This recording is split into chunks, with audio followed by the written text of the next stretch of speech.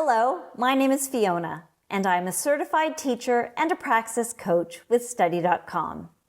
Are you planning to take the Praxis Elementary Education Reading and Language exam? This is a multi-subject exam. This problem set includes questions from the subtopic of reading, literary, and informational texts. Let's review the types of questions you can expect to encounter on the exam. Problem number 1. Which of the following best describes the primary purpose of educational text leveling systems? To limit access to certain books, to assess student reading abilities, to standardize reading materials, or to evaluate educator performance. Educational text leveling systems do not aim to limit book access. Instead, they ensure literature is accessible and suitable for various reading levels. So let's cross that out. They do not evaluate educator performance either, but assess and match reading materials to student abilities. So let's cross that out. Although they might standardize materials, their primary purpose is not that. So we can cross that out.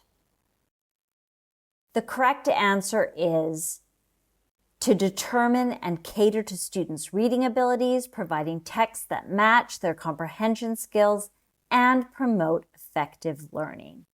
Therefore, to assess student reading abilities is the correct answer.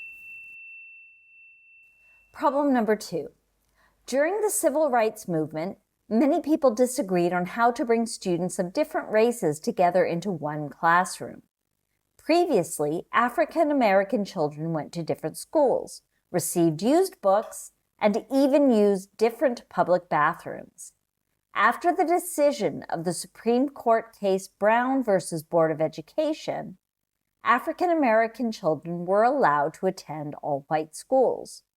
Ruby Bridges was the first student to arrive at school the day the decision went into effect. Many people disagreed that Ruby should be allowed to attend an all-white school. Some came to protest the decision, but police were there to keep the peace. Ruby Bridges went down in history as the first student to attend a desegregated school. Which of the following likely describes the difference in point of view between Ruby and the people protesting at her school? Ruby wanted to attend an all-white school, and the people protesting at her school did not want the school to open until needed improvements were made to the building. Ruby wanted to attend an all-white school, and the people protesting at her school did not think she should be allowed to attend an all-white school because she was African American. Ruby wanted to attend an all-white school, and the people protesting at her school thought there were too many students attending the school already, and the student population should not be expanded. Or, Ruby wanted to attend an all-white school, and the people protesting at her school did not think she would pass her classes and last at her new school because the school was more challenging than her previous school. The idea that Ruby Bridges' attendance was opposed due to needed school improvements is inaccurate, as the protests were not about facility conditions. So let's cross that out. Similarly, the claim that protesters were concerned about overcrowding is also incorrect. This was not the issue. So we can cross that out as well.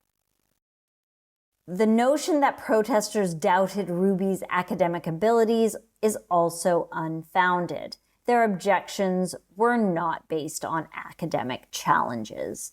So that can be crossed out as well. The correct view is that Ruby wanted to attend an all-white school, and the protesters opposed her attendance because she was African American, reflecting the racial prejudices and resistance to desegregation during the civil rights movement. For that is the correct answer. Problem number 3. The oldest known stars in the universe are 10 to 20 billion years old, although the sun is not quite 5 billion years old. Astronomers predict that in about another 5 billion years, the sun will burn through its hydrogen and expand to form a massive red giant. Next, the sun will shed its outer layers and shrink into a white dwarf. At this point, the sun will be considered dead because it has used up its nuclear fuel and no longer produces energy. As a white dwarf, the sun may continue to produce light and heat for billions of years before cooling down and becoming a black dwarf that no longer produces light. This cooling process takes 10 to 20 billion years by itself. After several billion more years, the black dwarf will finally implode in a spectacular supernova, and its matter will scatter throughout the universe. Which of the following is a logical inference for what happens after a black dwarf becomes a supernova? Once the sun goes supernova, its energy will overtake Earth and life on our planet will end. Billions of years later, the star will implode again, forming another supernova. After the supernova, the matter will eventually form new stars and planets. Or, after billions of years, the matter from the supernova will be sucked into a black hole. The idea that the sun's supernova will end life on Earth is incorrect, as Earth will already be uninhabitable by then. So we can cross that out. The notion that the star will implode again is implausible, as a supernova is a one-time event. So we can also cross that out. The suggestion that the supernova remnants will form a black hole is unlikely, as the sun is not massive enough. So we can cross that out also. The correct inference is that after the supernova, the matter will form new stars and planets, contributing to the cosmic matter pool from which new celestial bodies arise. Therefore, after the supernova, the matter will eventually form new stars and planets is the correct answer. Problem number 4. Which of the following is the best example of using quantitative dimensions to measure text complexity? Seeing how many questions were answered correctly after students read the text, counting how many types of punctuation are used in the text, finding the frequency of unfamiliar words in the text, or asking students about their prior knowledge of the subject of the text. Assessing how many questions students answered correctly measures comprehension and not text complexity. So let's cross that out. Counting types of punctuation is unreliable, as punctuation variety does not correlate with difficulty. So we can eliminate that also. Asking about prior knowledge gauges background knowledge and not text complexity. So we can rule that out also.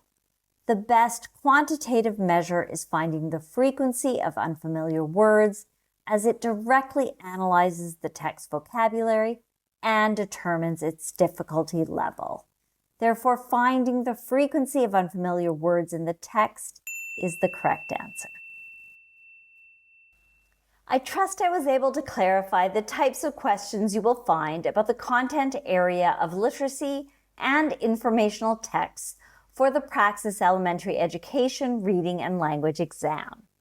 Please remember to like and subscribe to this channel so that with Study.com's help, you will feel well equipped and well prepared for exam day.